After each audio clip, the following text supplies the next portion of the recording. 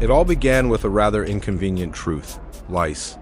Not the elegant start one might expect when discussing the powdered wigs of the 1700s, but history, for all its grandeur, is often underpinned by pests and plagues.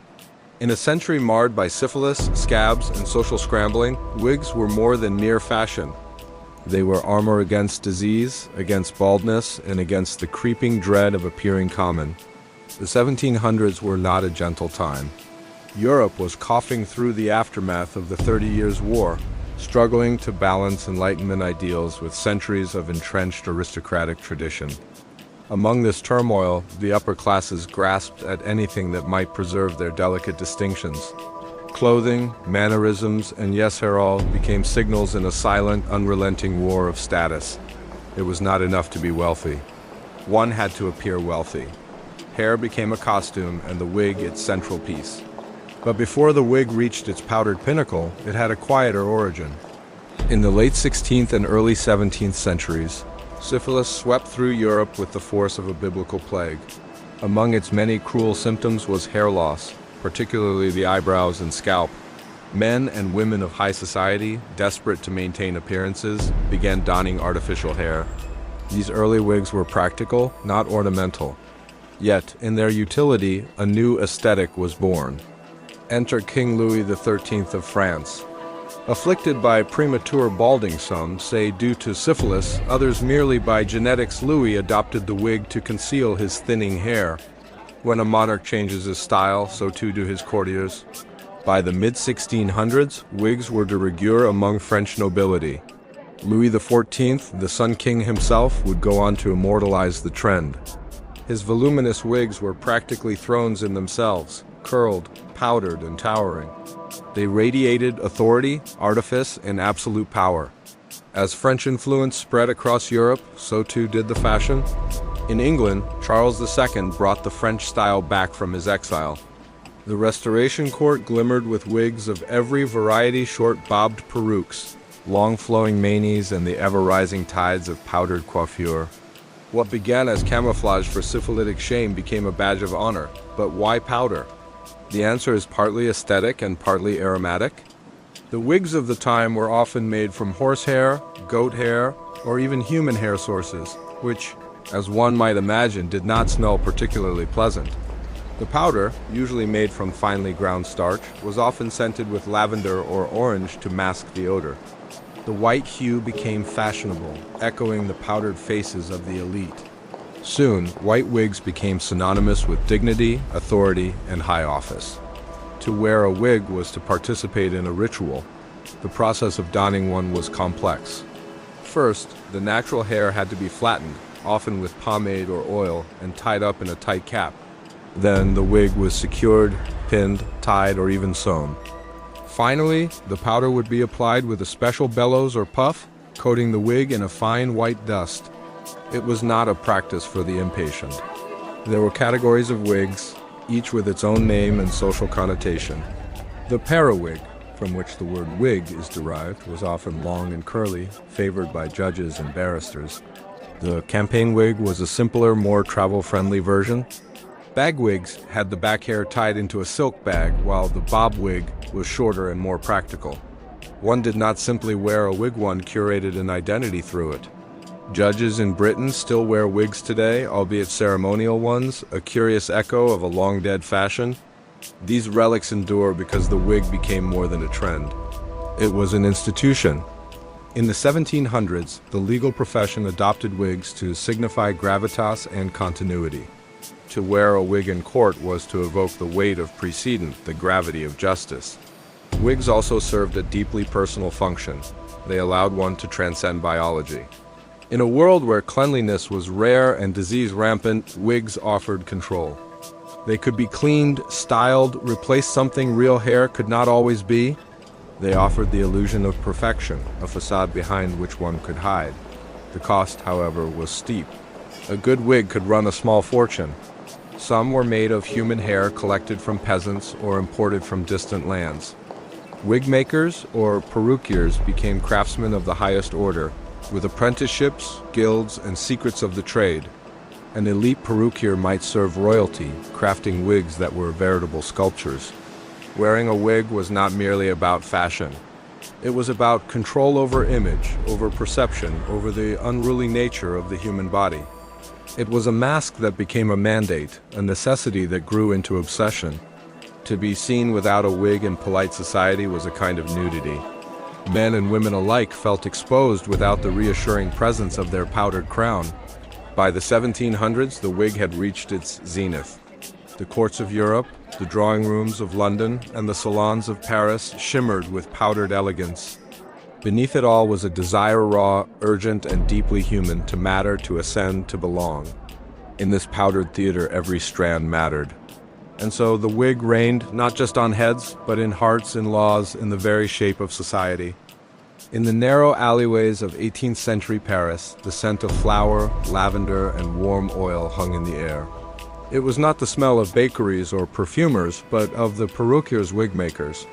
Here, beneath creaking wooden signs and gilded storefronts, an entire cast of craftsmen spun identity from hair and powder. Their shops buzzed with apprentices, journeymen, and masters, each playing a part in one of the most peculiar and profitable trades of the age.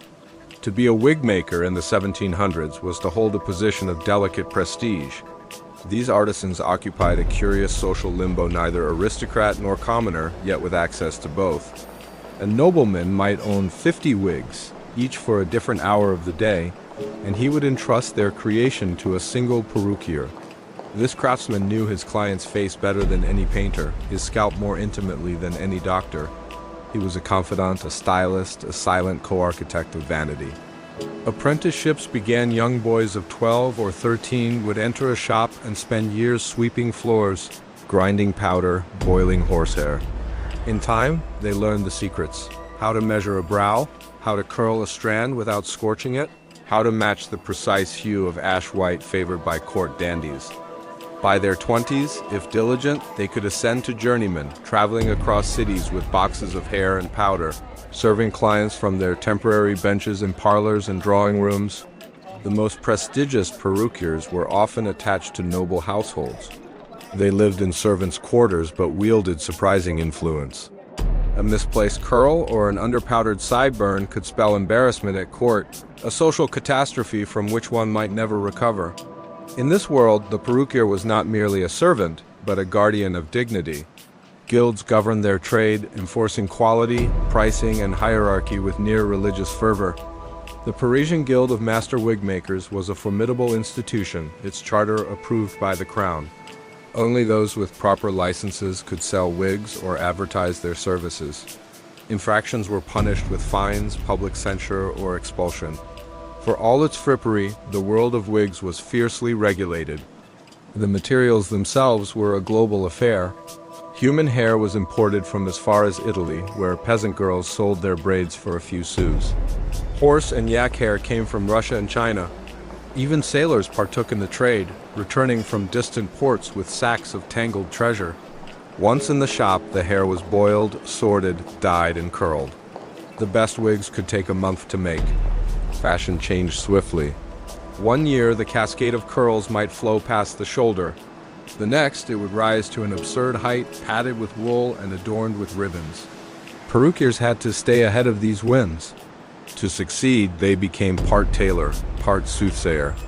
Their clients demanded novelty, elegance, and above all, relevance. Women, too, entered the trade often as assistants or powderers, but some rose to fame in their own right. Madame Lefebvre of Bordeaux was rumored to craft wigs for duchesses and diplomats alike. Her specialty? Wigs that could open like fans, revealing hidden compartments for love notes or smelling salts. Whispered stories claimed one of her creations concealed a miniature portrait of a lover, painted so finely that even the brush used to make it had to be made of mouse whiskers. As wigs grew ever more elaborate, so too did their cost. A court-quality wig might cost as much as a year's wages for a laborer. And yet, among the elite, they were indispensable. Wigs were status incarnate, a passport to the upper crust. To lack one was to be visibly out of step with fashion, and therefore with power. In this powdered economy, the perruquier thrived. He could make or unmake a man. His name whispered in salons and dining halls. His creations strutted through palaces and parliament alike. He was an invisible architect of prestige, his work stitched into the very fabric of courtly life. The artistry of wig-making extended beyond aesthetics. There was engineering involved, tiny internal frames to support the height, wires to maintain shape, hooks to attach ribbons and feathers. Some wigs included springs or hinges, allowing movement or subtle adjustment throughout the day. One infamous creation made for a marquis's masked ball featured a tiny mechanical birdcage built into the crown, complete with a singing automaton that chirped at midnight. But beneath the curls and powder, a storm was brewing. Whispers of change stirred in coffeehouses and pamphlets. Philosophers spoke of reason and nature, of truth without ornament. The streets of Paris began to swell with voices, angry and urgent, calling for justice, simplicity, equality. Ideas of modesty and republican virtue would soon collide headlong with the artificial grandeur of the wig. The perruquiers noticed, orders began to slow. Patrons began requesting simpler styles, shorter cuts. The extravagant was beginning to look absurd. There were murmurs of revolution not just in politics but in fashion, in identity, in the very texture of appearance. But for now the shops remained lit. The apprentices boiled their glue, the masters stitched their curls, and in every elegant twist a story spun of vanity, of ambition, of a world built upon strands of powdered illusion. The powdered wig was no longer just a fashion statement. By the mid-1700s, it had become something much more dangerous, a symbol. Wigs were worn by kings and courtiers, bishops and barristers, but they also appeared in paintings, pamphlets, and parodies, standing in for everything that was decadent, detached, and distant from the common people.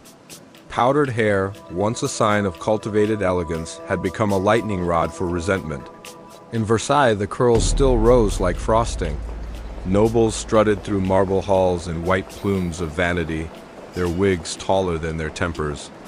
Each morning, the royal household performed the ritual of lever du roi, or the king's waking ceremony watched by dozens of courtiers, many of whom spent more time perfecting their hairpieces than pondering the affairs of state. The wigs had become more elaborate, more symbolic, and more absurd. Some were topped with miniature ships or gardens, others shaped like towers, portraits, or musical instruments. But beyond the palace gates, France simmered. Grain prices soared, taxes crushed the peasantry. Philosophes whispered of equality, of stripping away pretense and artifice. The powdered wig, with its towering hauteur and silken ties, became an easy target for satire. It was a monument to the excess of the privileged artificial hair for artificial lives. In the cafes of Paris, pamphleteers mocked the nobility. Cartoons depicted wigged aristocrats bloated and blind, their coiffed heads too large to fit through doorways, too flammable near candlelight. Satirical plays and broadsheets portrayed judges with their periwigs askew, confused and senile. In every curl, the people saw another turn of the screw, another layer of aristocratic absurdity. Meanwhile, across the English Channel, things were beginning to shift. In London, wigs were still widely worn, particularly in government, law, and academia. Yet even here, signs of change were in the air. The younger generation, inspired by Enlightenment ideals and economic pragmatism, began rejecting the towering fashions of their forebears. Simpler, more natural styles crept in: shorter wigs, closer cuts, or even bare heads. Some called it Republican hair, a phrase loaded with meaning. It was not merely fashion that was changing, but politics. In the American colonies, revolution brewed. The powdered heads of British Parliament seemed a world away from the rough and ready towns of New England and Virginia. Wigs were still worn in the colonies. Washington, Jefferson, and Franklin all had their powdered phases, but increasingly, they too opted for more natural styles. The Revolution was not just a war of muskets and treaties. It was a war of images. A man in a powdered wig was a loyalist. A man in his own unpowdered hair was a patriot. This contrast was not lost on the public. In France, as revolution neared, hair itself became political. Sans-culottes, the radical working-class revolutionaries, wore their hair short and natural, a deliberate rejection of aristocratic fashion. They saw wigs as symbols of corruption and oppression, relics of a class that fed on illusion while the people starved.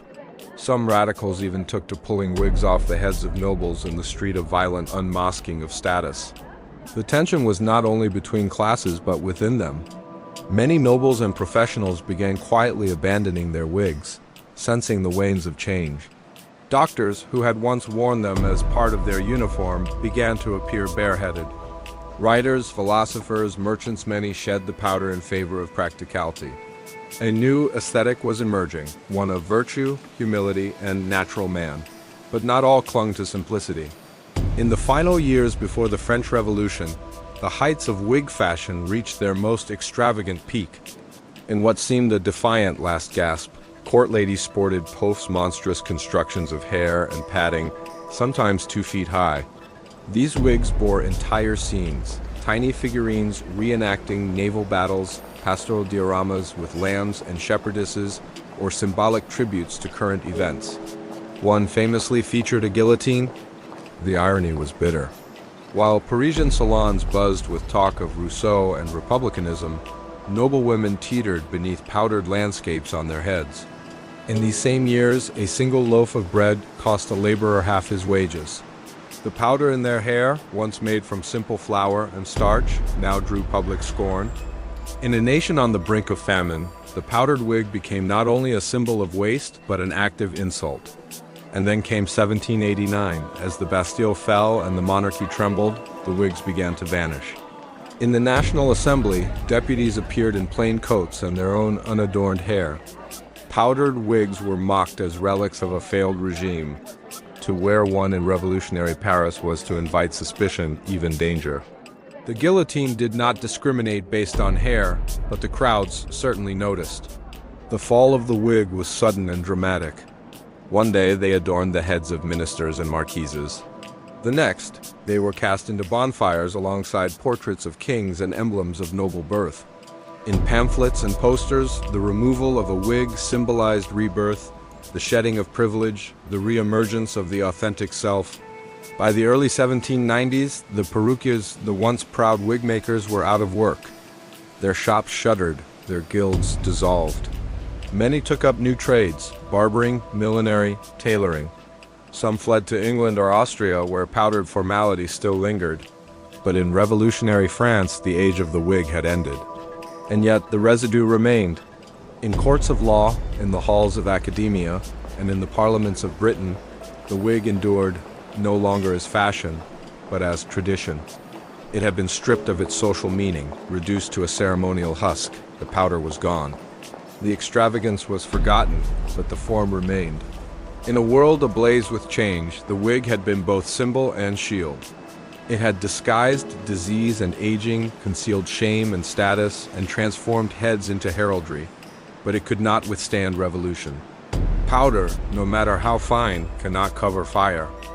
Before revolution swept them from favor, before powder turned to parody, wigs were intricate works of craftsmanship, each a complex, sculpted creation built from nature, artifice, and hours of skilled labor. To understand the world of 18th century wigs is to dissect their physical reality, to unravel the construction of these towering symbols thread by thread. Beneath the powder and the pomp was a secret world of materials, mechanics and human effort that turned raw hair into social majesty. Let us begin at the base, the foundation. Every wig started with a fine net or lace cap made from linen or silk, shaped precisely to the wearer's scalp. These caps had to be breathable but sturdy, and often took days to stitch by hand. The best ones were custom-fitted, molded during long, fidgety appointments where the head was measured with ribbon and wax cords. Any mistake meant discomfort or worse, slippage. Onto this base, the wefts were sewn. Wefts were long, thin strands of hair tied together at one end and left to hang at the other, much like the warp and weft of woven fabric. These strands could be made from several sources: horsehair for stiffness, goat hair for volume, or human hair for authenticity and texture. Human hair was, of course, the most prized, especially if it came from a healthy young donor. Blonde hair from Germanic regions fetched high prices. Dark Italian hair, soft and lustrous, was equally sought after. Once the hair was selected, it had to be cleaned and boiled, a smelly, messy process. Unclean hair, especially from horses or goats, reeked of the stables. Wig makers soaked it in lye or vinegar, boiled it in cauldrons, and stretched it over wooden racks to dry. The hair was then combed, sorted by length, and curled or straightened, depending on the intended style. This work fell to apprentices, whose fingers were often blistered and raw from handling hot irons and harsh chemicals. The curling process was an art in itself. Metal rods heated in open flames were wrapped with strands of damp hair, then set into forms. The more elaborate curls, especially the cascading ringlets of a full-court peruque, could require dozens of individual rolls. For temporary styling, heat and pins were enough. But for permanent curls, the hair was treated with paste or glue before curling, then baked in ovens or dried in the sun for several days. Once curled, the hair was stitched to the base. This was the most time-consuming step. Each layer had to be carefully placed to ensure volume and coverage without bulk. A master perruquier could create wigs that looked as natural as real hair, blending lines and seams seamlessly. Some wigs had open spaces inside to allow for padding or height. Enhancers light wooden frames or wire skeletons that lifted the design upward like a cathedral spire. The styles were varied and coded. The full-bottomed wig, favored in the late 1600s, flowed past the shoulders in great cascading curls. The tie wig, more common among 18th century professionals, featured a queue at the back tied with a black ribbon. Bag wigs had the back hair stuffed into a silk pouch. Bulb wigs were shorter and worn by clerks or those with less formal status. And the toupee, contrary to its modern reputation, was once a mark of fashion-forward taste used to raise the hairline and create a rounded crown. Once built, the wig was ready for its final transformation, powdering. This was not just cosmetic. It was essential. The powder was made from finely milled starch, usually wheat or rice flour, and could be tinted with pigments. White and gray were most common, but fashionable tones included blue, lavender, pale pink, and even violet. Perfumes were added to mask the flowery odor bergamot, rosewater, orange blossom. Wealthy clients often had signature scents for their wigs, so their presence could be detected before they entered a room. Powder was applied using special bellows or puffs.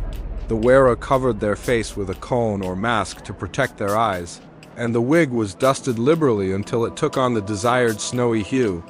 Excess powder clouded the room, coating floors and furniture in a thin white layer. Servants swept it up hourly. It was quite literally a dusty business. But even the best wigs were high maintenance. They had to be brushed daily, recurled weekly, and fully repowdered before every formal event. Some wigs were stitched directly into the hairline and left for weeks, becoming greasy, stiff, and rancid. Others were worn only once before being cleaned or replaced. Lice remained a constant menace, even in artificial hair. Wig stands with rings of sticky molasses were used to trap crawling insects overnight. Still, infestations were common. Some aristocrats shaved their heads entirely to avoid the problem and make wigs easier to wear. There were accessories too. Powdering jackets protected clothing during application. Wig boxes, lined with velvet and scented sachets, were used for storage. Wig scratchers' long, thin sticks with tiny claws were designed for discreet relief of an itchy scalp beneath the layers. No detail was too small. The world of wigs had become its own industry. Despite their fragility, wigs were status symbols. The more elaborate the construction, the more skilled the maker, and the more powerful the wearer. A wig could cost more than a month's rent or a year's income for a laborer. Royal wigs, adorned with silver dust or encrusted with gems, cost fortunes. They were investments, declarations, and disguises all in one. By the mid-1700s, wig etiquette was its own universe. One removed a wig indoors only in intimate company. One did not adjust a wig in public.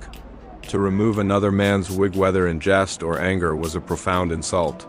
In duels, wigs were sometimes targeted deliberately, either to embarrass the opponent or to disarm their dignity. Ultimately, the anatomy of the wig reveals its true purpose, not mere decoration, but transformation. It was not simply a hairpiece, but a new identity, wearable fiction of elegance, control, and power. Each curl was stitched with intention. Each strand was part of a performance. Wigs were not made to be convenient. They were made to command. And in a society obsessed with surfaces, nothing mattered more than what was worn above the brow. Long before the powdered wig crowned kings and parliamentarians, it passed through the hands of artisans. These were the perruquiers, craftsmen of hair, architects of illusion, and keepers of an ancient exacting trade. In the 1700s, the wig makers were not barbers or tailors. They were a class unto themselves, powerful and proud, bound by oaths, secrets, and the meticulous codes of their guilds. The Wigmakers Guild was more than a labor association. It was a society, a closed circle of craftsmen with the power to shape appearances, and with it society itself. In cities like Paris, London, Vienna, and Madrid, the guild wielded real economic and political influence. Entry was tightly controlled. One could not simply decide to become a wigmaker. First came years of apprenticeship, often beginning in boyhood, sometimes as young as 12. The apprentice was a servant in all but name. He swept the floors, cleaned combs, boiled horsehair, and emptied the chamber pots of his master's studio. His hands cracked from lye and starch. He slept in cramped quarters above the shop and rose before dawn to prepare the irons. But he watched, and he listened, for within that workshop, he was learning more than a trade. He was inheriting a language of curls, a geometry of artifice. After 7 years, if the apprentice proved diligent, he was allowed to submit a masterwork, a wig of his own design, built to exacting standards. This wig would be examined by senior guild members. Every stitch, every curl, every powdered layer was scrutinized. A successful candidate was granted the title of Mater Perruquier, Master Wigmaker. He could then open his own shop, take on apprentices, and inscribe his name into the city's registry. These workshops were hubs of luxury and gossip. A nobleman's wigmaker often knew more about court politics than a footman. He heard whispered scandals as he measured temples. He read letters on vanities while dusting powder. Many wigmakers kept records of their clients' preferences, exact curl shapes, powder tints, perfume blends, as meticulously as doctors kept medical files. Some even acted as intermediaries between noble households, delivering wigs and secrets with equal discretion. The guilds enforced strict standards of quality. There were forbidden materials: no straw, no wool, no broom bristles. Fines were issued for cutting corners, and repeat offenders could lose their license. Prices were regulated to protect the craft's dignity. Too cheap, and you were suspected of cheating. Too expensive, and you risked scandal. The guild also controlled geography. In cities like Paris, wigmakers could only operate in certain districts. Entire streets would be lined with wig shops, each marked by hanging signs: a silver comb, a lion with a mane, a powdered head in profile. Competition was fierce but formal. Poaching clients could start feuds lasting decades. In London's Covent Garden or Paris's Rue Saint-Honore, rival wigmakers kept watch from behind drawn curtains. Beneath the surface, there was hierarchy even within the guild. Some wigmakers catered to the court, a rarefied few who held royal licenses and dressed the heads of dukes and ambassadors. These shops were elegant, candlelit rooms with silken drapes, mirrors from Venice, and floors polished to a shine. Others served the bourgeoisie, lawyers, doctors, merchants. These wigs were still expensive, but practical, less ornate, easier to maintain. Then there were those who made wigs for the stage, gaudy constructions for actors, filled with flower and flash, designed to dazzle under the lanterns. And still lower, the black market of wig making thrived. In the alleyways and back shops of Europe's cities, unlicensed wigmakers, often former apprentices, turned rogue, sold cut-rate wigs made from discarded hair and horsehide. Their work was uneven, their prices scandalously low. But for the newly rich or the desperate poor, these wigs offered a glimpse of gentility. The guild tried to crush them, raiding illegal shops and reporting their addresses to city authorities. But the trade endured. Hair itself was a commodity, bought and sold by the ounce. Dealers traveled from village to village, offering coins to peasant girls in exchange for long braids. In some regions, harvest festivals were accompanied by hair fairs, where brokers weighed locks like silk or spice. The most desirable hair-long, uncut, virgin tresses was stored in cedar chests and auctioned in secret rooms. It was not uncommon for a noblewoman S-wig to contain hair from half a dozen women across 3 countries. In wartime, hair became even more valuable. During the War of the Austrian Succession and the 7 Years' War, supply lines broke down and prices soared. Wig makers hoarded hair. Some wigs were built with secret panels so they could be reused or taken apart. Clients waited months for their commissions. Others turned to false fronts miniature toupees to tide them over. Powdering became lighter, not by fashion but by necessity. The economics of wig making mirrored the society it served. It was a business of appearances, lucrative, volatile, and utterly dependent on fashion. A change in court style could bankrupt a shop. When Louis XVI began favoring shorter, more natural looks, many Parisian wig makers panicked. When the French Revolution began, entire guilds vanished. Their members fled, died, or adapted. And yet, for most of the 1700s, the perruquier was as essential as the tailor, the jeweler, or the perfumer. He did not merely decorate the head, he curated identity. In many ways, he was an artist of the self, helping his clients construct the image they wished the world to see. In private journals, some wig makers expressed strange pride. They knew their work was impermanent, subject to sweat and wind, powdered away at day's end. Yet they also knew it shaped power. A statesman's words might falter, but his hair would not. A diplomat might fail to persuade, but his curls would gleam under the chandelier. There was magic in that illusion, and the perruquier was its sorcerer. So, when you see a portrait from the 1700s, a man in a curled, white periwig or a lady with a hairdo 3 feet high, remember the hands that stitched it. Remember the apprentices hunched by firelight, the boiling vats, the perfumed starch, the secrets whispered beneath combs. Wigs were not simply worn. They were forged in guild halls and workshops, under oath and candlelight. And for nearly a century, the world bowed to the men who made them. At Versailles, everything was a performance. The chandeliers glittered like stars trapped in glass. The floors were polished to mirrored perfection. And among all the gold leaf and gilded decor, no spectacle shone more brightly or rose more absurdly than the wigs. In the royal courts of 18th century Europe, the wig was not merely fashion. It was a crown, a public declaration of taste, influence, and power. Nowhere was this theater of hair more elaborate than in France. Under the reign of Louis XIV, the Sun King, wigs became both weapon and stage prop. Louis understood image better than any monarch before him. Short, aging, and balding by his early 20s, he cloaked his vulnerabilities beneath miles of silk, lace, and cascading curls. His wigs were monuments, carefully curated expressions of dominance. Each morning at Versailles began with the leva, the king's ritualized rising. Courtiers jockeyed for position not only to speak to the king, but to be seen by him while he was dressed, powdered, and crowned with his day's chosen wig. These wigs were not selected casually. They were coordinated to match mood, audience, and political intention.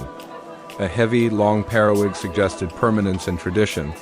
A lighter, more natural style signaled favor or ease.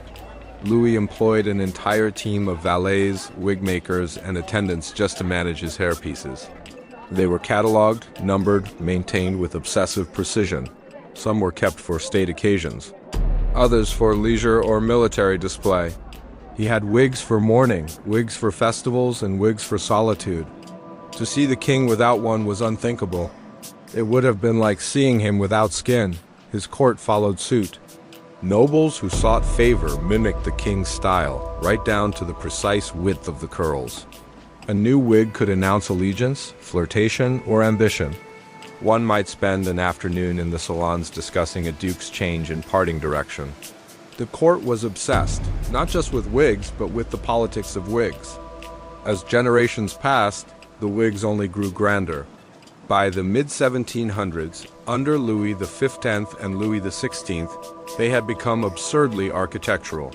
Men's wigs remained stately, but it was women who took the art of coiffure to astronomical heights. These were not wigs as we imagine them, but sculptures, towering creations built on wireframes and supported by pads, plumes, and pins. They could reach 3 feet high and took hours, sometimes an entire day to construct. The most extravagant style was known as the pouf. a towering confection of hair, feathers, and trinkets. Madame de Pompadour wore a pouf shaped like a ship to commemorate a French naval victory. Others featured miniature gardens, windmills, birds in cages, or scenes from plays and operas. The pouf became a canvas upon which a noblewoman could display wit, patriotism, flirtation, or wealth. And every one of them required a team of professionals to assemble. To achieve the effect, the natural hair was first flattened, often greased down with pomade. A wire structure was added shaped like a cone or pyramid. False hair, often several wigs worth, was pinned around it, teased, curled, and arranged like whipped cream. Feathers, jewels, wax figurines, silk flowers, and powdered lace were added to complete the design. The result was part garden, part tower, part crown, and all spectacle. Attending court with such a creation was a logistical challenge. Doors were widened, ceilings were raised. Women had to kneel or tilt sideways just to enter a carriage. They could not sit back or rest their necks. Special long-handled scratching sticks were carried to relieve the inevitable itching, and heaven help anyone caught in a windstorm. But the discomfort was part of the point.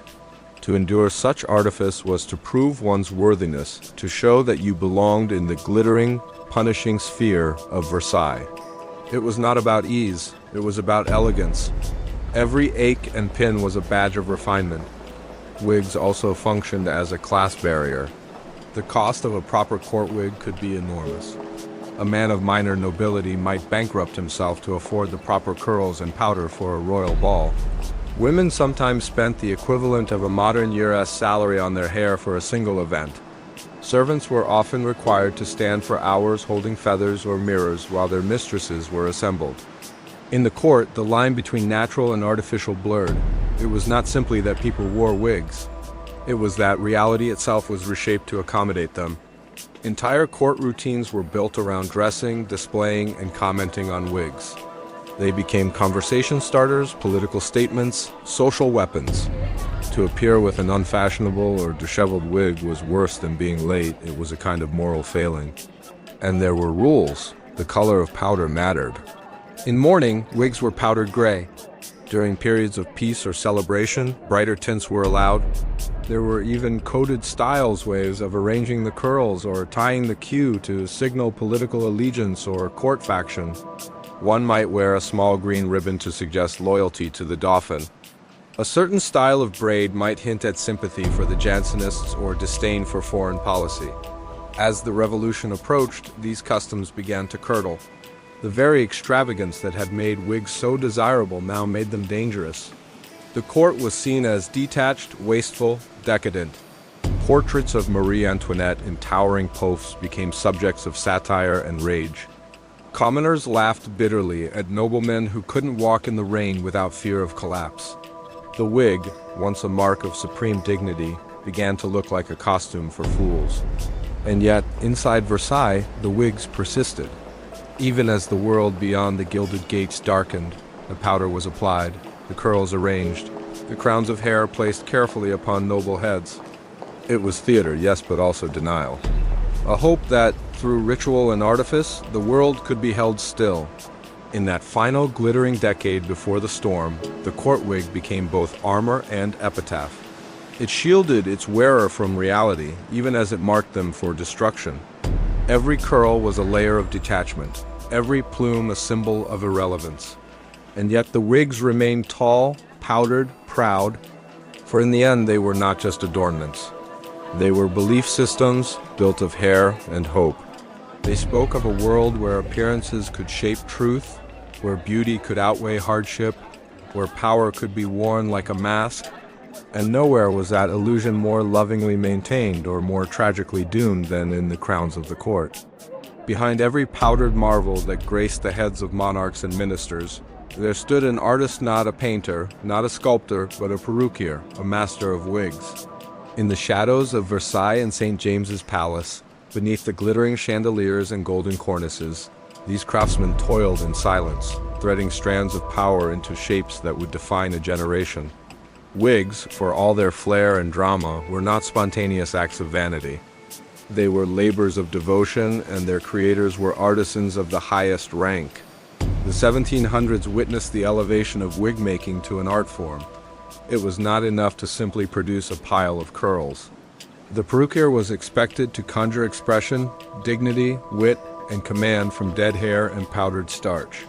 In London and Paris, the finest wig makers earned the patronage of kings, queens, lords, and diplomats.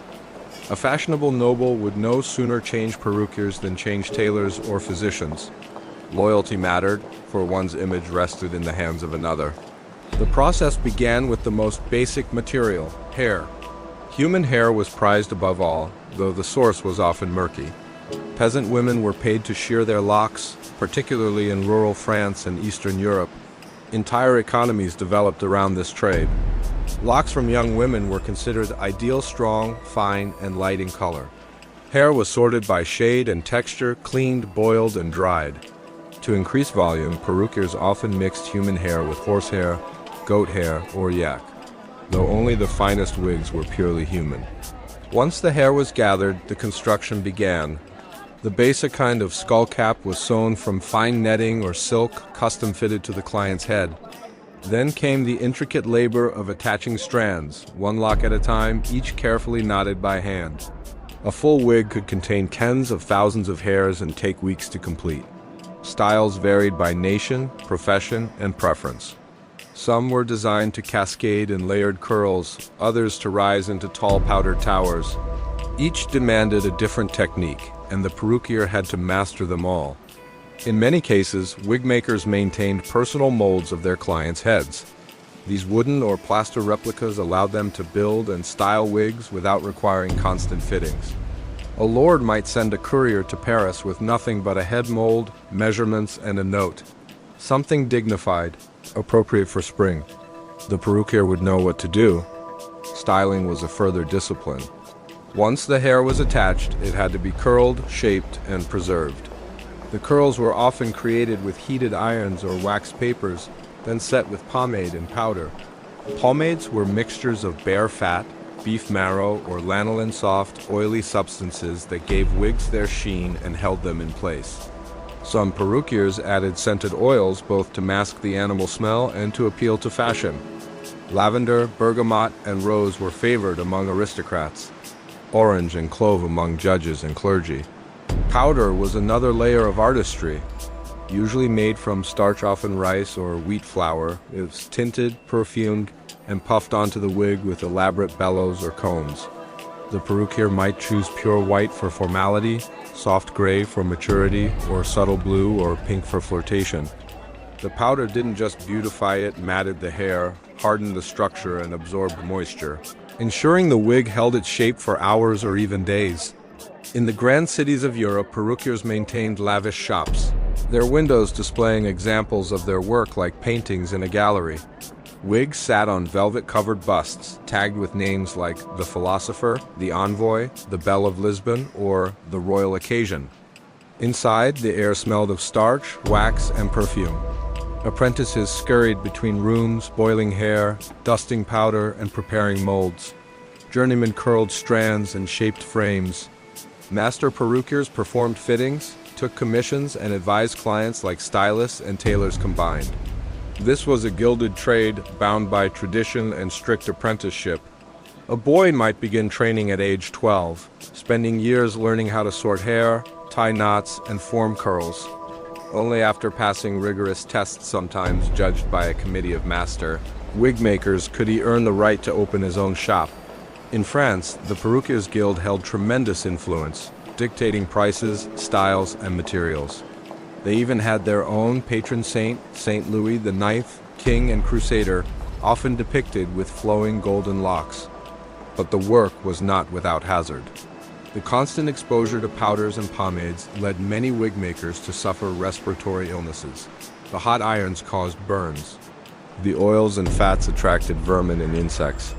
Some perruquiers kept cats in their workshops not for company, but to chase away rats drawn to the bear grease and wheat starch. And yet, despite the discomfort, the most elite artisans were respected, envied, even feared, for they shaped identity itself. It was common for courtiers to credit their wig maker for political success. "La Riviere made me a new queue last week," one noble might whisper.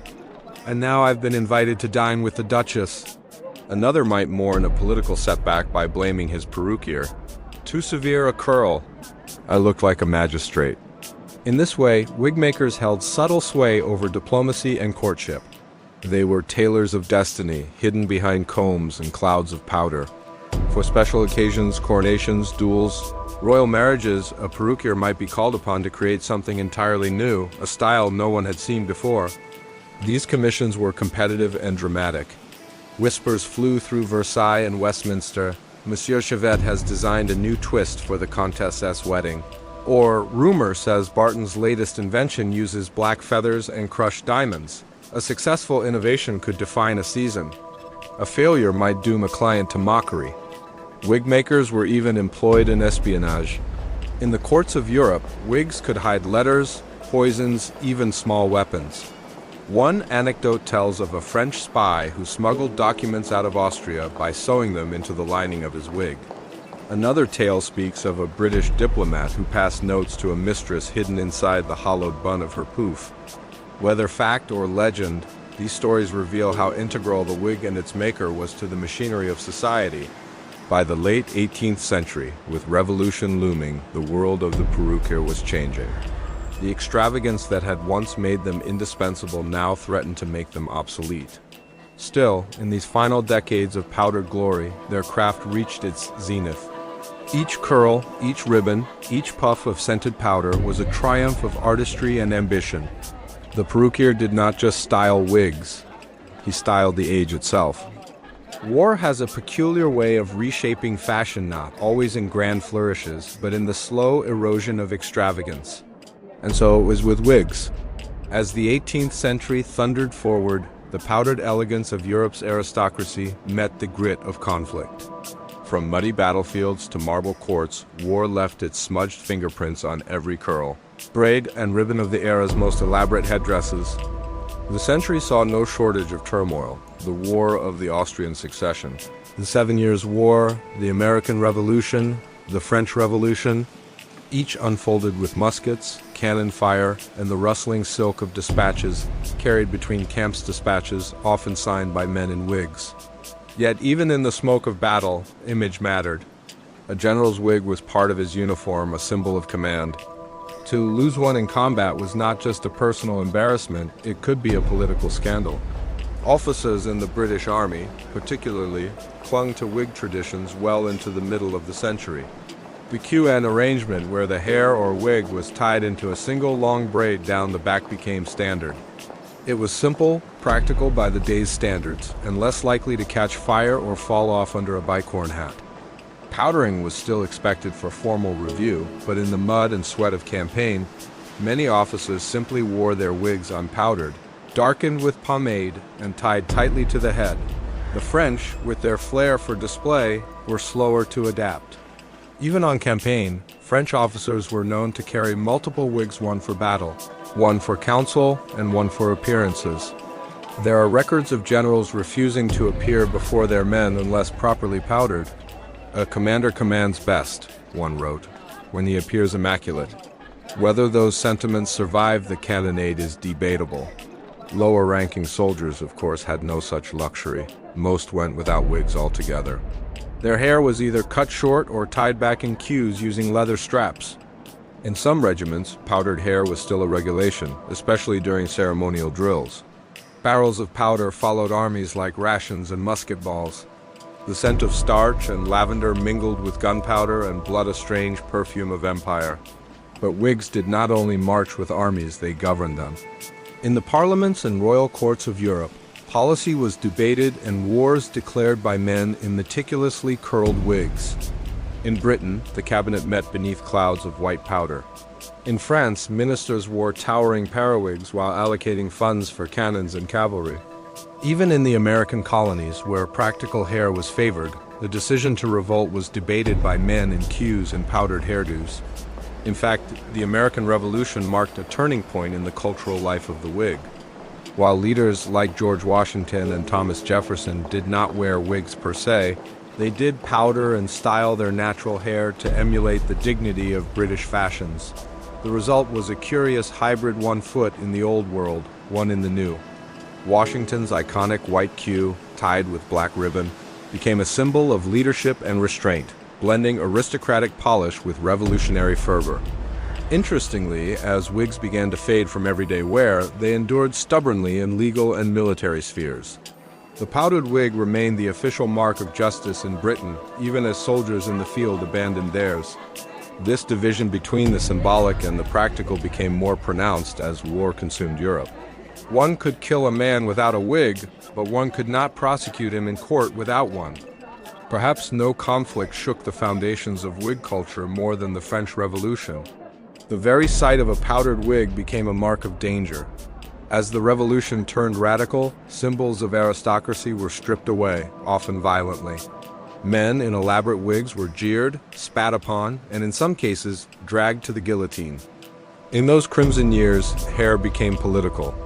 The sans-culottes, the working-class radicals of Paris, wore their hair natural and unpowdered, a proud rejection of Ancien Regime excess.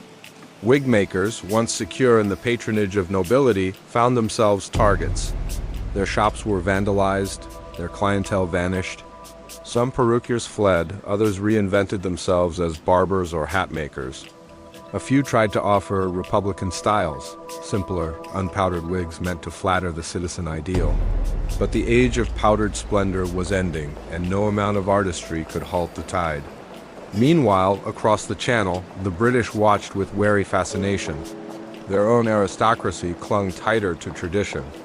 Wigs, particularly in court and legal settings, became symbols of continuity, of law and order in the face of chaos.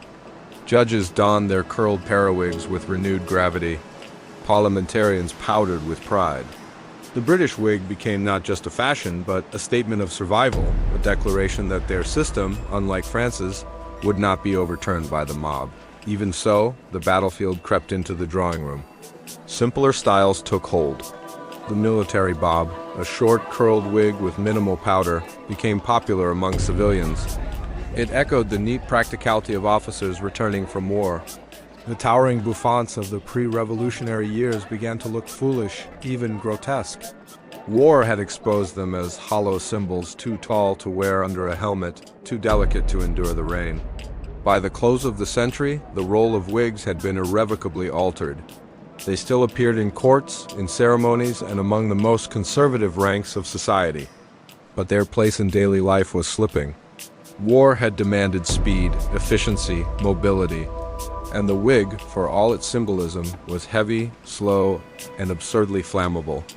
Men who once spent hours before a mirror now rode into battle with hair tied back in haste or none at all. Yet the ghosts of wigs lingered. In every powdered painting of a general, every courtroom sketch of a barrister, every whispered story of spies, and dispatches carried under curls, the memory endured. The wig was not dead, it had simply retreated, waiting in the shadows of tradition. The wars of the 1700s had reshaped the map of the world. They had redrawn borders, toppled thrones, and birthed nations. But they had also reshaped the human head, quite literally paring down the pomp, unrolling the curls, and eventually sweeping away the powder. What remained was the memory of an era, etched in starch and silk, and in that memory the wig still marched through courts, through history, through the very fabric of identity. By the dawn of the 19th century, the powdered wig, once the crowning symbol of status and refinement, was in retreat. It did not vanish in a single dramatic moment. Rather, it faded like the lingering scent of lavender powder in an abandoned salon. What had once been a universal badge of dignity among the elite became a remnant.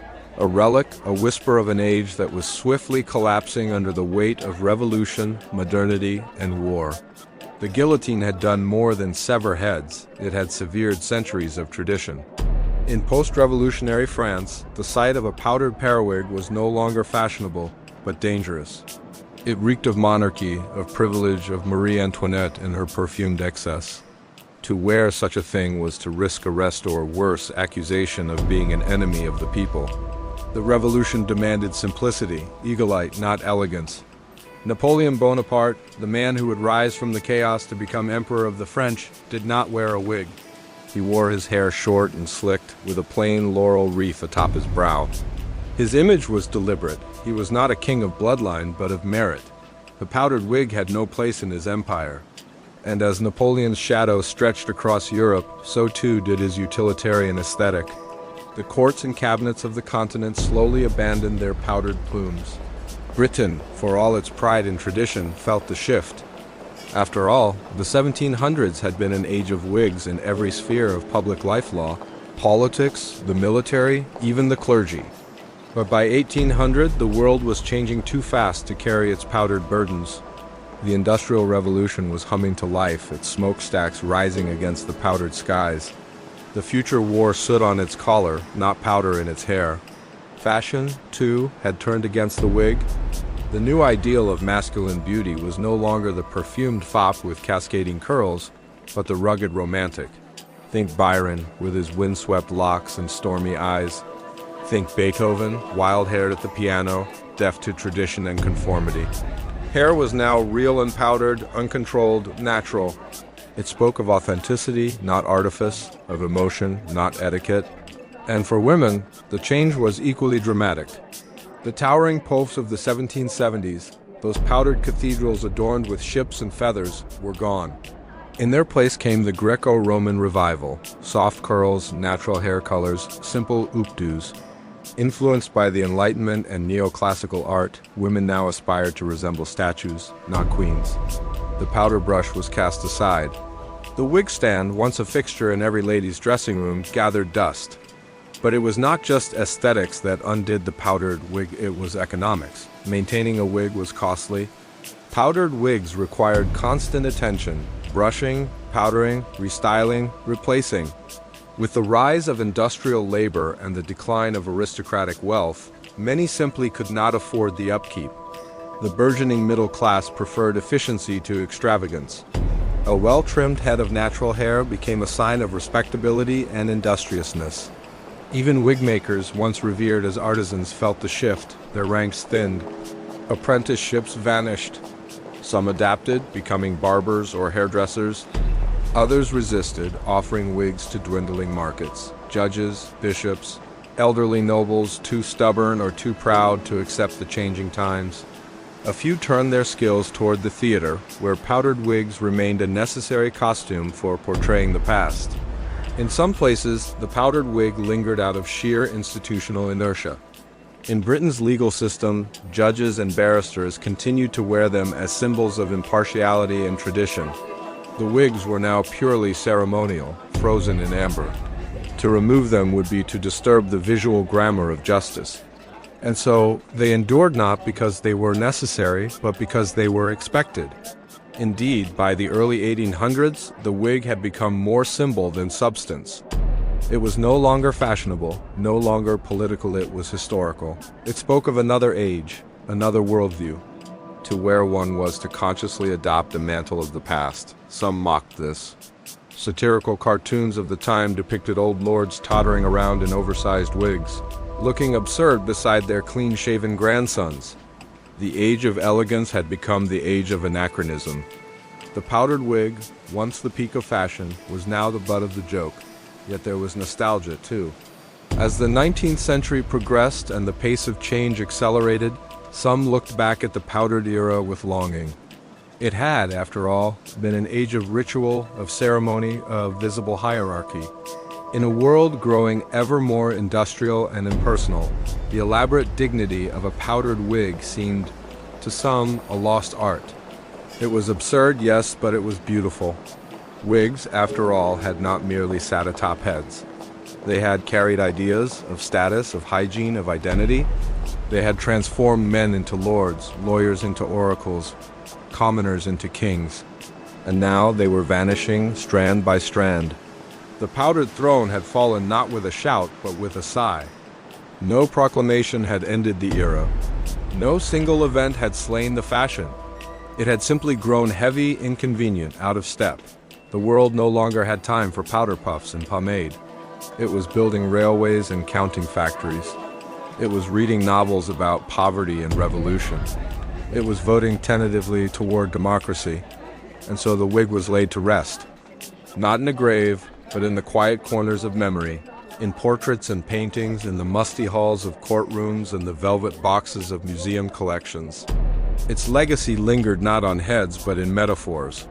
We still speak of people putting on airs, of bigwigs and whitewashes, of facades and appearances. These are the ghosts of the wig, whispering through time. By 1820, to wear a powdered wig outside of court or costume was to invite ridicule. The fashion that had once commanded armies and parliaments now lived in masquerades and memories. The curls had collapsed, the powder had settled, the throne was empty. But in its place, a new world was rising, a world of individuality, of authenticity, of natural hair and natural voices. The wig had ruled for centuries, its fall was inevitable. And yet, even in its absence, it left behind a shape, a silhouette in history, forever powdered with the dust of human ambition.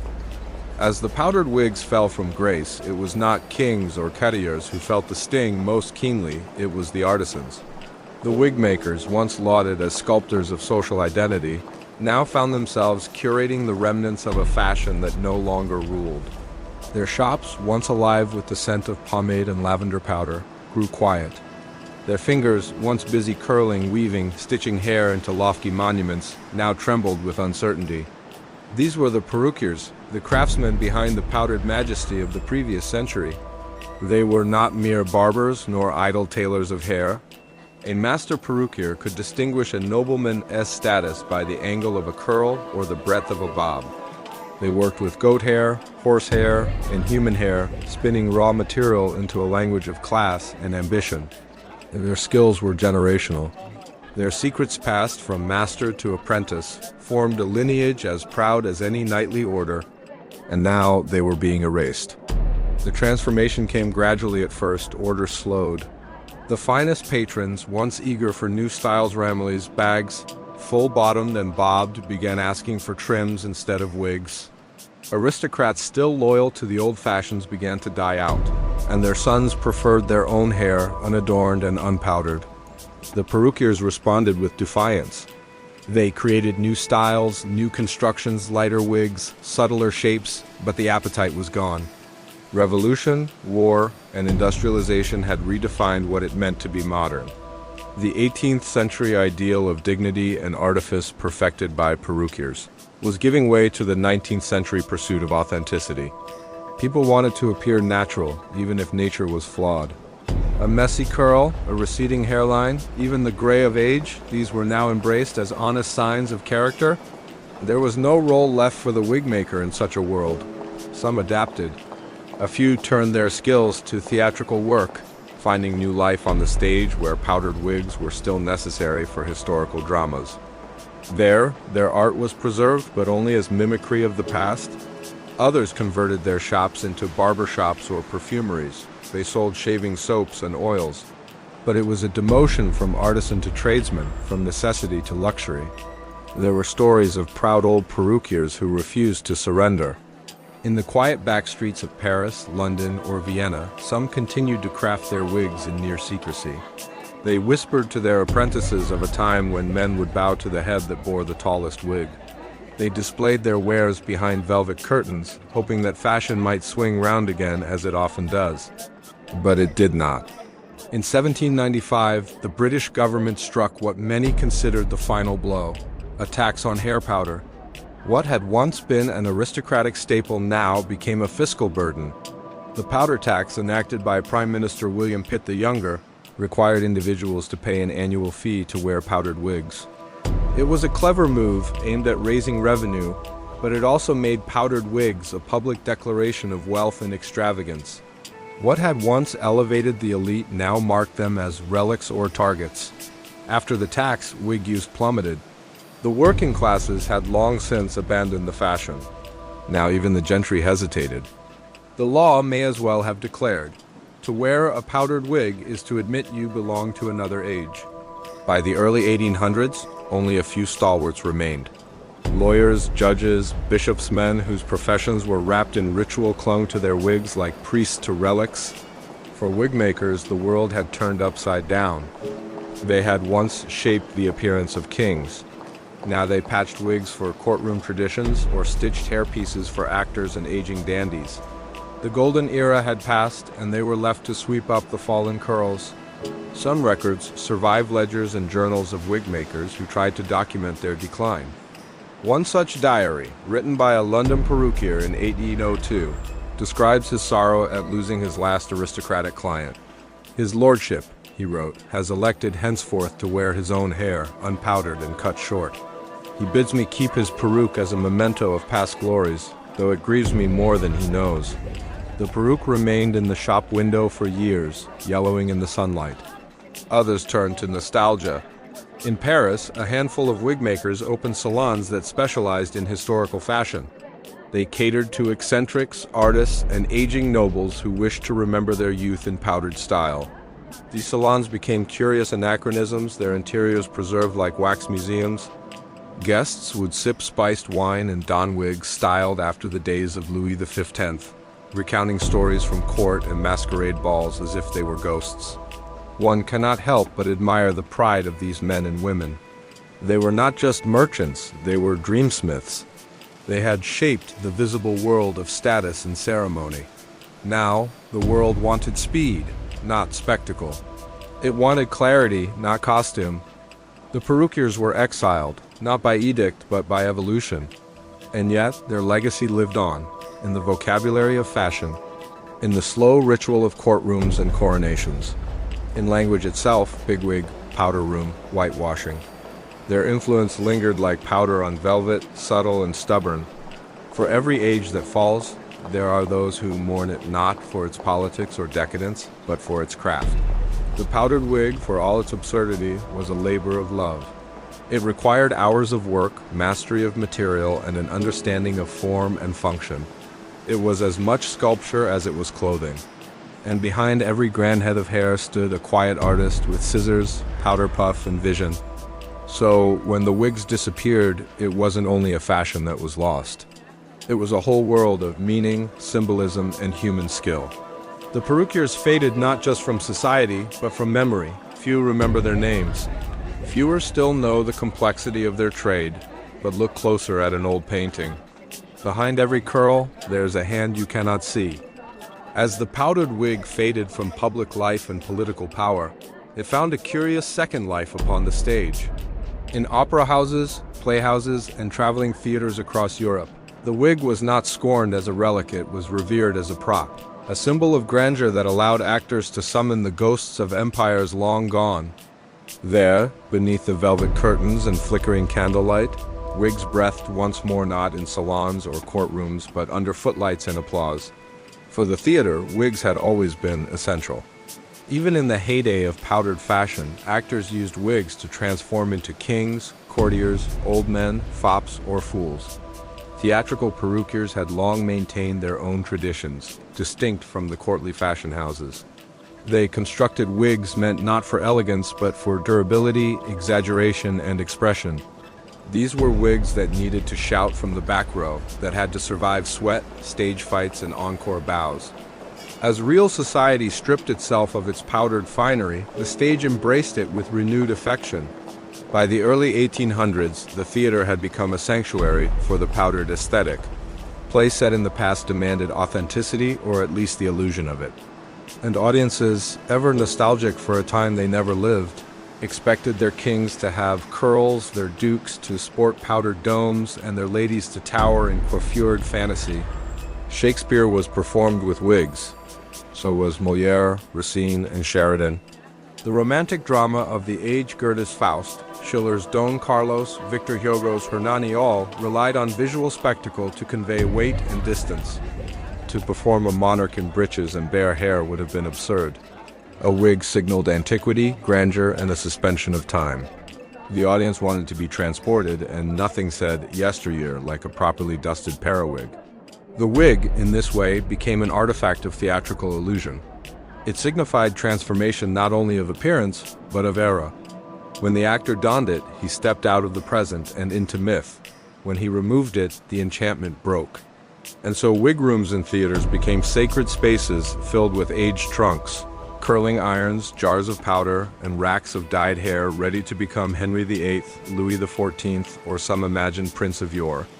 It wasn't just in grand cities like Paris and London where this occurred. Traveling troops brought their wigs with them on muddy roads, performing in makeshift stages, drawing gasps from villagers who had never seen such finery. In their wagons, the wigs were lovingly packed alongside costumes and props carefully brushed, sometimes repaired with horsehair or even bits of rope. These wigs carried a magic more potent than mere fashion. They offered a doorway into drama.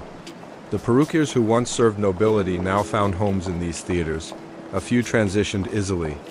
Their training lent itself perfectly to stagecraft knotting lace fronts, padding curls, building towering constructions with hidden frames and wire. They adapted to theatrical demands, making wigs that could be changed quickly between scenes, that could be exaggerated for comic effect or refined for tragic nobility. Others were reluctant to enter this world of illusion. They considered the theater vulgar, a pale shadow of the courtly life they once adorned. But necessity is the great persuader, and in time, the theater offered something more than income. It offered relevance. Where society had discarded them, the stage embraced them. Famous actors of the early 19th century became known not just for their performances, but for their wigs. Edmund Kean's Richard III, for example, wore a sleek black wig with villainous curls. Sarah Siddons, the great tragedienne, maintained a personal collection of wigs for every role from noblewoman to crone-each, carefully styled to match character and costume. Some actors were even buried with their favorite wigs, unwilling to part with the tools that had made them legends. And yet, as theater became more sophisticated, so too did its approach to hair. Naturalism began to take hold in performance, especially in the latter half of the 19th century. The idea that characters should resemble real people meant wigs had to become less extravagant, more invisible. The towering powdered styles were used only for historical productions. Increasingly, actors grew or dyed their own hair to suit a role. Still, the tradition held on.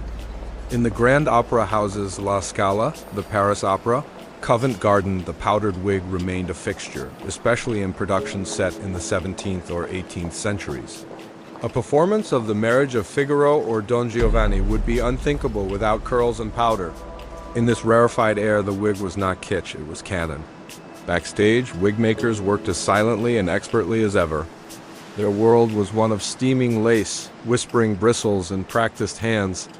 They became invisible artists, their creations crucial yet unsung. A good wig could make or break a performance.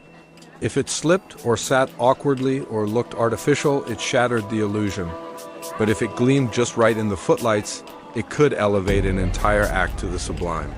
Some of the greatest historical dramas of the 19th century leaned heavily on these wigs to ground their settings. Audiences believed what they saw, and what they saw above all was the hair.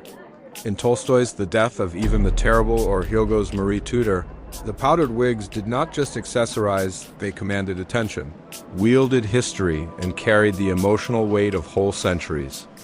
Thus, even as the rest of the world moved on, the stage carried the powdered wig into the new era.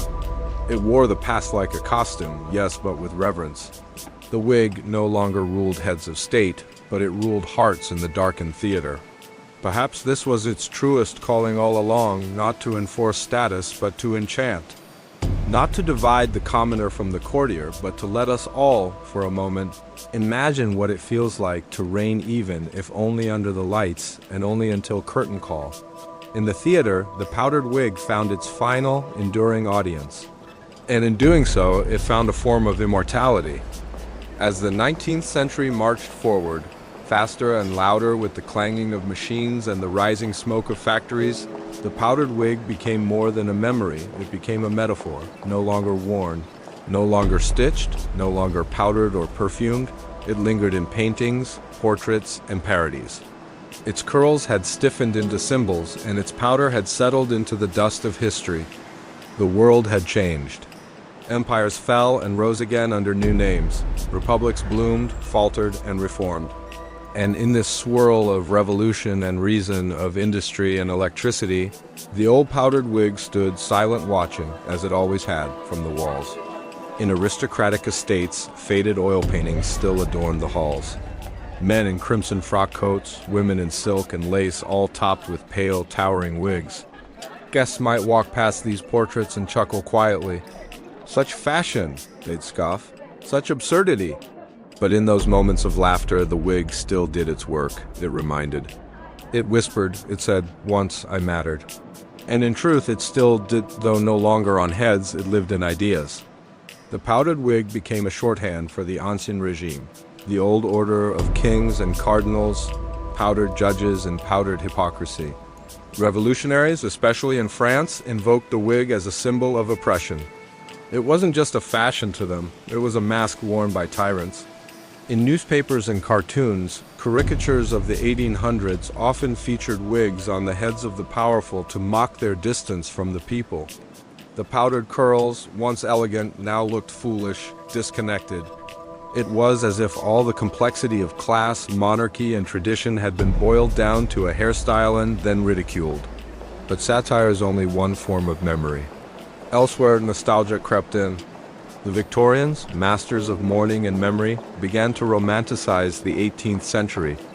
They looked back at the Rococo salons, the courtly dances, the powdered elegance, and imagined a gentler, more refined age. Painters like Winterhalter captured the fantasy women in hoops and feathers, men in breeches and powdered wigs, all adrift in candlelit perfection. Writers, too, resurrected the powdered world. Alexandre Dumas painted the court of Louis XV with indulgent flair. In England, Thackeray's The History of Henry Esmond returned to the powdered century with both critique and affection. The wig became part of a larger costume in these stories, not just on heads, but draped over entire eras. In this literary lens, the wig was no longer political, it was aesthetic. It represented a kind of theatrical dignity, a poised civility lost in the chaos of modernity. It was not real, perhaps it never had been, but it was beautiful. Museums also began to collect and display wigs from the 1700s, preserved behind glass. Labeled with the names of dukes or queens, these delicate constructions looked more like relics of saints than accessories. Some still held the faint scent of lavender powder. Others were yellowed and brittle, yet still bore the curls of a vanished world. In these settings, the wig took on an air of reverence. Visitors looked at them as they might ancient swords or crowns, objects that had once meant power, once demanded skill and craft. And though they might smile at the extravagance, there was also wonder. How did people live like this? What did it feel like to be under such weight, such ritual? Even language remembered.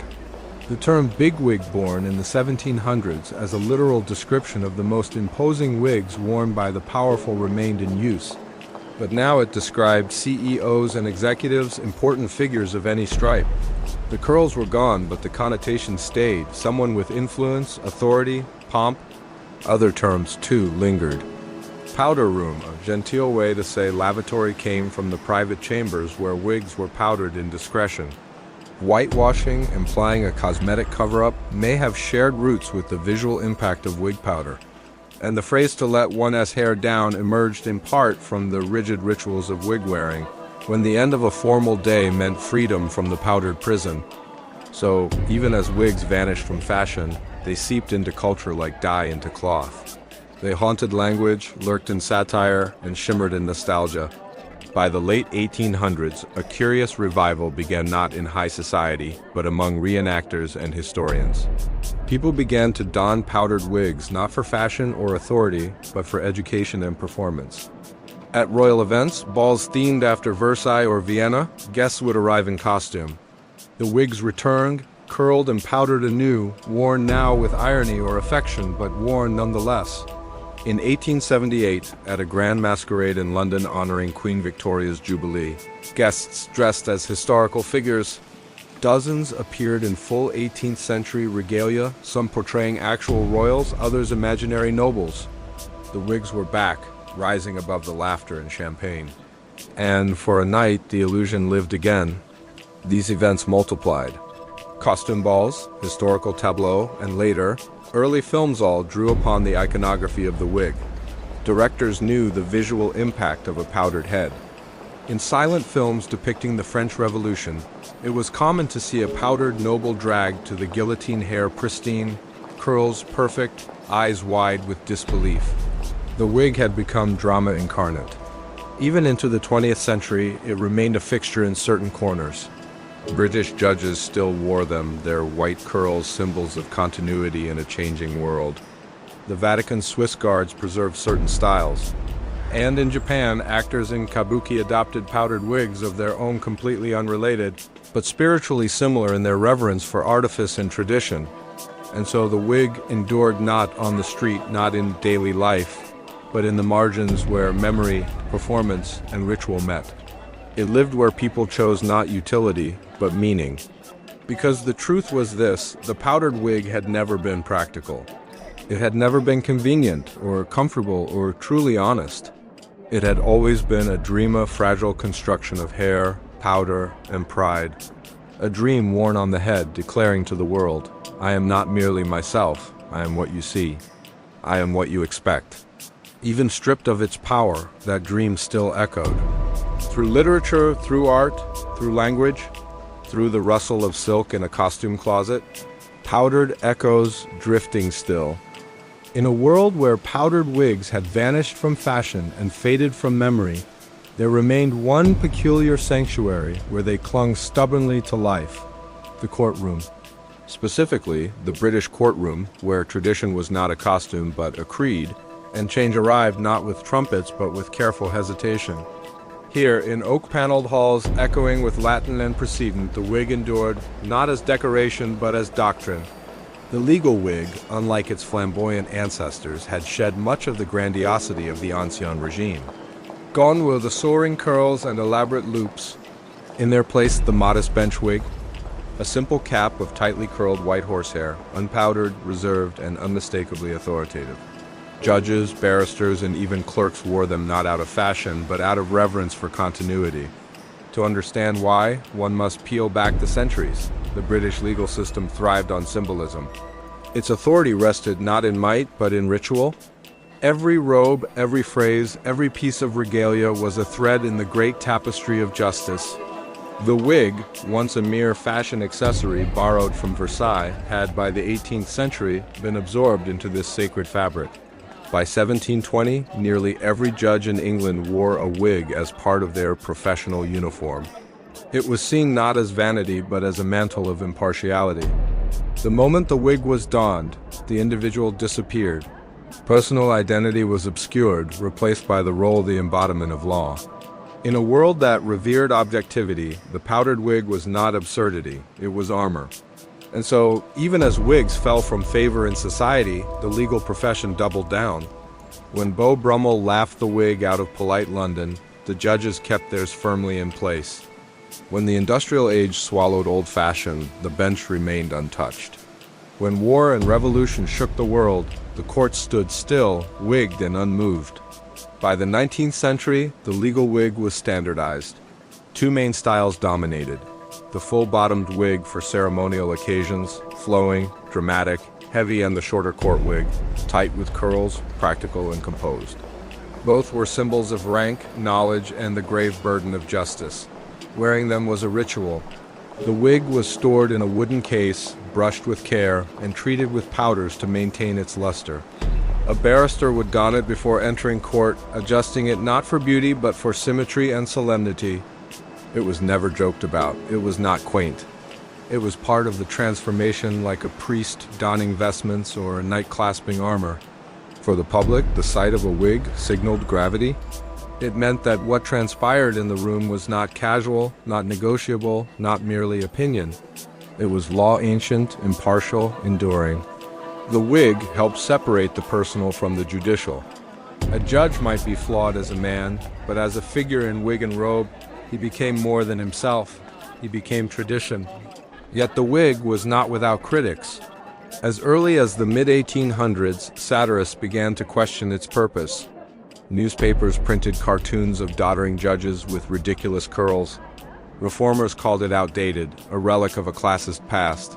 Why, they asked, must justice wear a costume?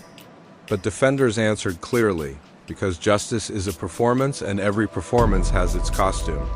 The wig reminded all judge, lawyer, accused, and accuser that the courtroom was not the street. It was a sacred space where centuries of law lived and breathed. It created emotional distance, fostering respect and awe. It cloaked the individual and institution. This philosophy endured well into the 20th century. Even in the age of automobiles and airplanes, British courts remained wigged. Even as empire faded and colonies won independence, many former colonies retained legal wigs in their courtrooms. India, Nigeria, Canada, the Caribbean. Some did so out of habit, others out of loyalty, and some out of the same reverence for legal ritual. In Australia, judges wore wigs until the 1980s in Ghana. Barristers continued the tradition into the 2000s. In the Caribbean, wig wearing is still debated. In each case, the question arises, is the wig a link to legal heritage or a symbol of colonial shadow? Is it dignity or decorum? Or simply discomfort dressed as history? The British, predictably, were slow to change. The Lord Chancellor's Court, the Chancery Division, and the Criminal Bar all retained wigs into the 21st century. Judges in family courts were allowed to forego them in 2007, but many continued wearing them out of habit. Senior barristers often defended the wig with curious passion. It hid age, they said. It created equality among counsel. It lent weight to argument. It was simply right. But the younger generation was less convinced. Law students found them itchy, archaic, and intimidating. In 2011, a survey of British legal professionals showed growing support for reform. The image of justice, they argued, should not be bound by hair. They wanted clarity over tradition, comfort over costume. Still, change came slowly. Wigs, once symbols of wealth and power, had become emblems of restraint and structure. They no longer dazzled, but they endured.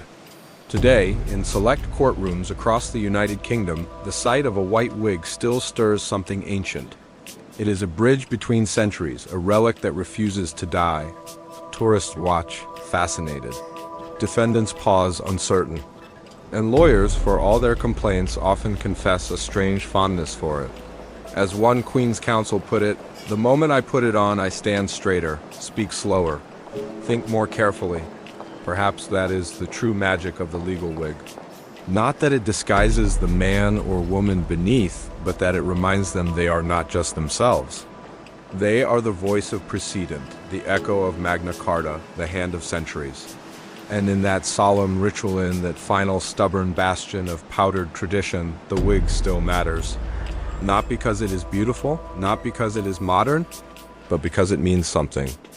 Before the powder, before the curl, before the wig adorned the heads of kings, judges, and socialites, there were the hands that crafted them. Though history remembers the wearers, it has largely forgotten the makers, the perruquiers. These artisans, tucked into shadowy workshops off the bustling streets of Paris, London, and Vienna, spun fashion and authority from strands of hair and clouds of starch.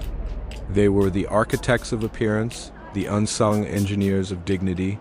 In the 1700s, to be a wig maker was no small trade. It was a calling, a guild, a discipline. It required precision, patience, and a remarkable understanding of human vanity. The best wig makers knew their clients intimately, how high they wanted their curls, how wide the roll over the temple, how much powder their skin tone could carry. They didn't merely measure scalps, they measured egos. The apprenticeship was rigorous. A boy might enter a perruquier shop at the age of 12, sweeping floors, sorting hair, cleaning tools. Only after years of watching would he be allowed to handle the strands. Human hair had to be washed, bleached, and sorted by color and texture. Horsehair, used for legal and military wigs, required boiling and beating to achieve its distinctive bounce. Goat hair needed careful brushing and combing. Every material had its demands, and every client had their preferences. By the 18th century, a master wig maker could earn a noble's patronage and, with it, security and fame. Some operated under royal license, granted the right to serve the court.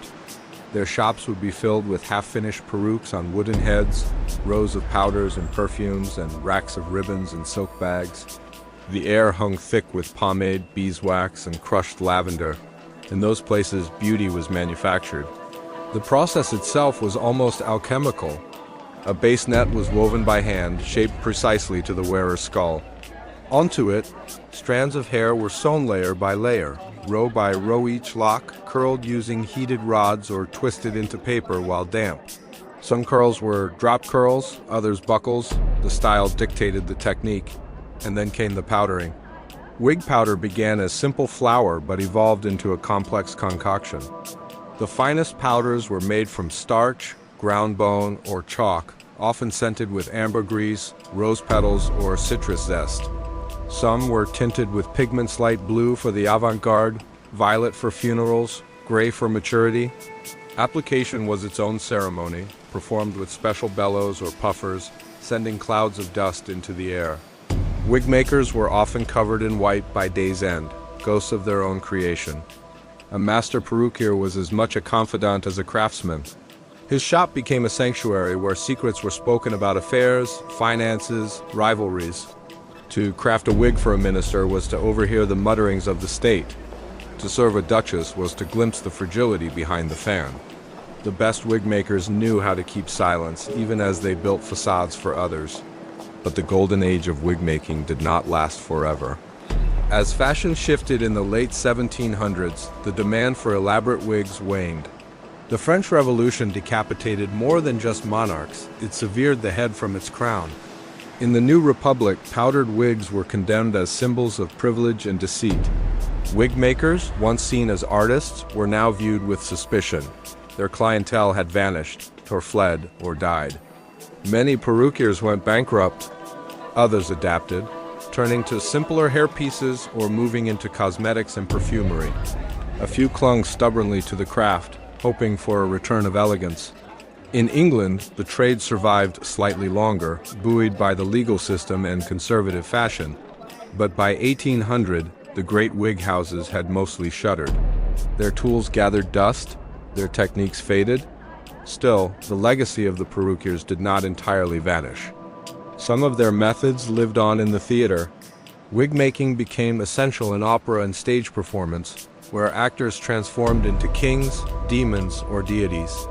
The same skills used to craft a courtly peruque now created the hair of Othello, Macbeth, or Don Giovanni. The art had migrated from the drawing room to the spotlight. In Hollywood's early years, studios sought out old European wig makers to create period dramas. Costume designers interviewed retired artisans, collecting recipes for powder, learning to curl hair over flame. The past was reborn in silver nitrate, flickering across screens with powdered elegance.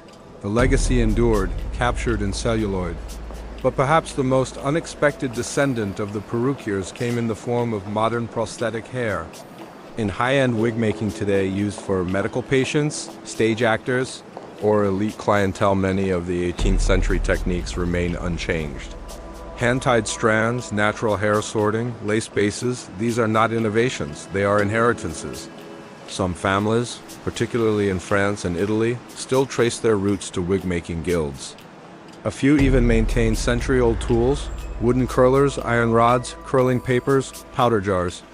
These heirlooms are not merely antiques. They are whispers of a time when hair was history. In recent years, museums have begun to recognize the artistry of historical wigs. Exhibits on fashion and identity now include displays of 18th century perruques, complete with documentation of their makers. Scholars study the social implications of hair. Artists draw inspiration from the silhouette of the powdered head. The wig maker, once anonymous, is returning to view. One such exhibit in Paris displayed a surviving ledger from 1775 kept by a master perruquier. In it, orders were listed with minute detail. Comte de Saint-Evroult, 1 full-bottom peruque, 3 feet height, scented powder, to be delivered before Versailles Gala, the 17th of June. Madame de Lavaux Pouffala la Dauphine, adorned with wax flowers and miniature ship, extra beeswax for structure. Price, 34 livres. These were not mere wigs. They were fantasies, built strand by strand, priced like jewels, worn like crowns. The craft, like the wigs themselves, was always about illusion transforming the wearer, elevating them above the real. But behind every illusion was a craftsman. A hand, a name written in a forgotten ledger. And so, even as the curls collapsed and the powder cleared, the echo of the perruquier remained. He was never the one in the portrait. But he was always there in every twist of hair, in every breath of lavender, in every powdered whisper of power. It is difficult to pinpoint the precise moment when the wig, once a crown of status and pageantry, ceased to rule the heads of Europe. No trumpet sounded, no decree was issued, the powder simply settled one final time and the world moved on. The collapse was not theatrical. It was quiet, subtle. Hair by hair, curl by curl, the towering symbols of 18th century identity began to disappear from salons, courtrooms, and corridors of power. By the dawn of the 19th century, the grand perukes of the Enlightenment seemed as outdated as the powdered visages they adorned. The age of the wig had ended, not with a bang, but with a shrug. The reasons were many. The guillotine, yes, but also revolution, hygiene, modernity, and changing conceptions of self. In France, the revolution had made powdered wigs practically treasonous. Aristocrats were forced to strip away their silks and powder if they hoped to survive. Heads that once bore feathered poufs and white curls now bowed beneath the red cap of liberty. The wig, like the monarchy, was deemed a relic of corruption. In England, the transition was slower but no less inevitable. The Industrial Revolution had begun to reshape society. A new kind of man emerged, not the powdered noble or bewigged barrister, but the factory owner, the merchant capitalist, the self-made gentleman. Their world was not one of salons and ribbons, but of steam and steel. In this new world, powdered wigs were not only impractical, they were laughable. Then came the tax. In 1795, the British government, desperate to fund war efforts against revolutionary France, imposed a duty on hair powder. At 1 guinea per year, the tax hit the aristocracy directly in their vanity. Some paid it proudly, wearing their wigs as statements of defiance, but many more quietly let them go. The tax was a symbolic coffin nail. By 1810, the number of powder taxpayers had dropped by 90%. Even nature played its role. The lice that had once made wigs a necessity were now combated by better hygiene. Soap was more common, combs more accessible, and bathing, though still not daily, was more accepted. Real hair, once a source of shame, became manageable. Boldness, too, was no longer the stigma it once was. Thinkers like Rousseau and Franklin had long worn their natural hair or lack thereof with dignity.